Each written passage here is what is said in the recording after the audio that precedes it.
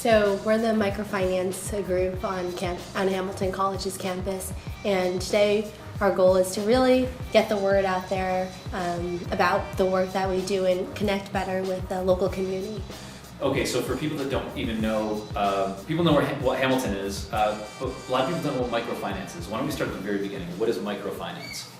Yeah, sure. So microfinance is just a system of giving out loans to people who can't traditionally get loans from a bank because of a lack of credit score or some other reason. And so we work with them directly to give them a small loan for their new business idea and just help them develop their project to see it grow. It's normally loans of we average about $2,000-$3,000 loans.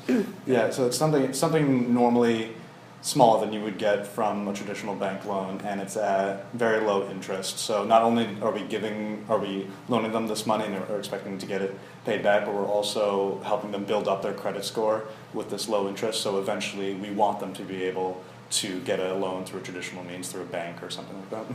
The idea behind why we give out loans instead of grants to people is because we really want to emphasize the building credit aspect and really empowering people financially.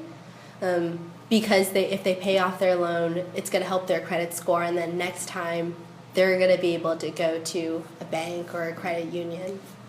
And also more familiarity with the process. So we try to walk them through it a little bit. For the club members, we walk them through it too, so that they know a little bit more about it too. One of the ones that really stands out in my mind is we supported Kelly's Closet.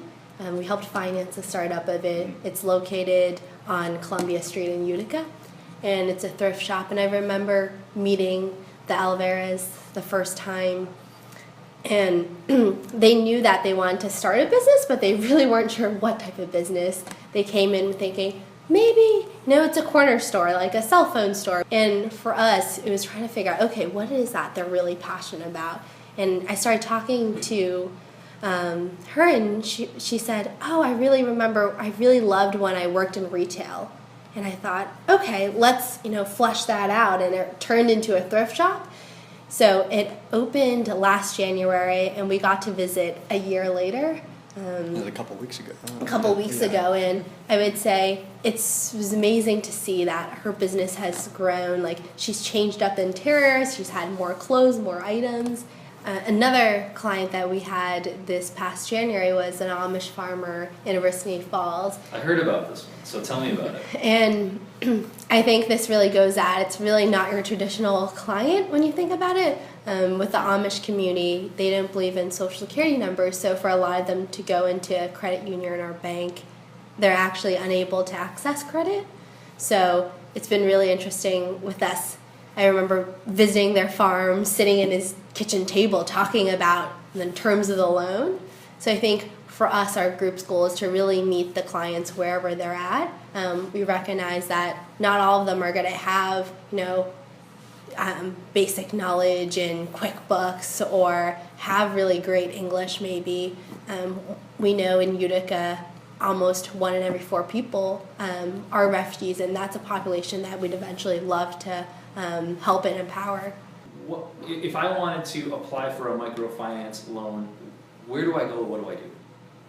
I think the first step would be, if you don't maybe know one of us or know much about the organization, you can email micro, micro at hamilton.edu.